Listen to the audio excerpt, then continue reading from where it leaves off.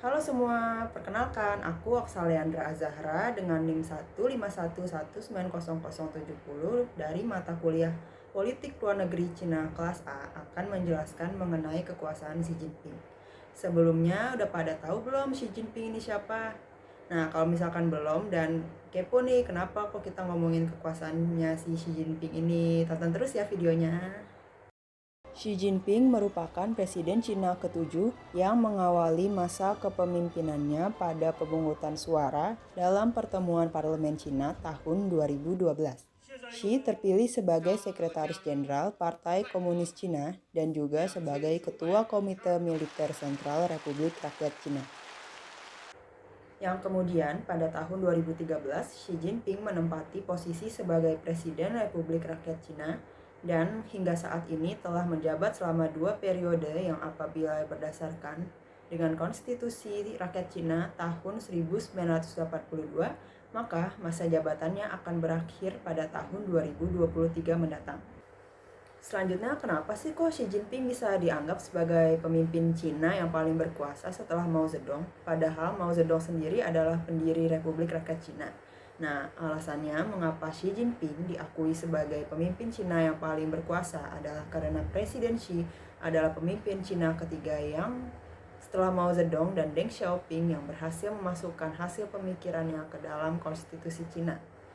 Dengan disetujui masuknya pemikiran Xi dalam konstitusi Cina merupakan pertanda sebagai era baru dalam pemerintahan Cina modern. Pemikiran Xi Jinping tentang sosialisme dengan karakteristik Cina untuk era baru adalah seperangkat kebijakan dan gagasan-gagasan yang bersumber dari tulisan dan pidato Presiden Xi Jinping. Pemikiran tersebut mencakup 14 poin seperti yang tertera pada gambar, yang kemudian dimasukkan ke dalam konstitusi Partai Komunis Cina.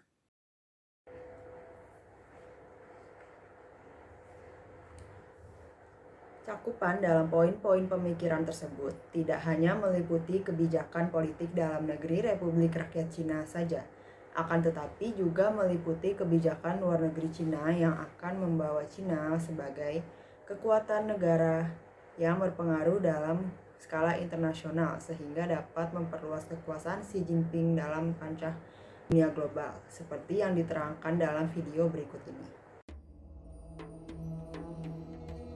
The 19th Communist Party Congress in Beijing has ended with a bang. Xi Jinping's thought has been formally enshrined in the Communist Party's constitution, that's elevating him to the same status within the Communist Party pantheon as Mao Zedong and Deng Xiaoping, the two immortal leaders of Communist China.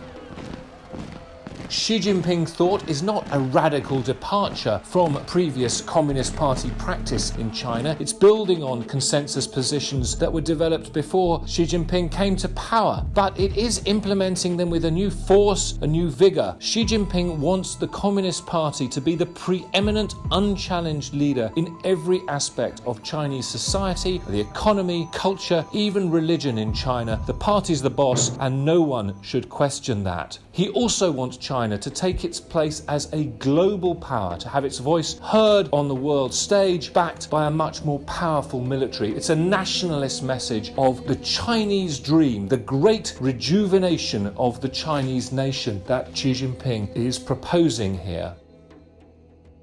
Nah, gimana teman-teman? Jadi lebih paham kan kenapa Xi Jinping itu salah satu tokoh yang sangat berkuasa dan kenapa kekuasaan Xi Jinping itu sangat penting terutama dalam keberlangsungan politik luar negeri Cina untuk kedepannya. Sekian penjelasan dari saya, kurang lebihnya mohon maaf.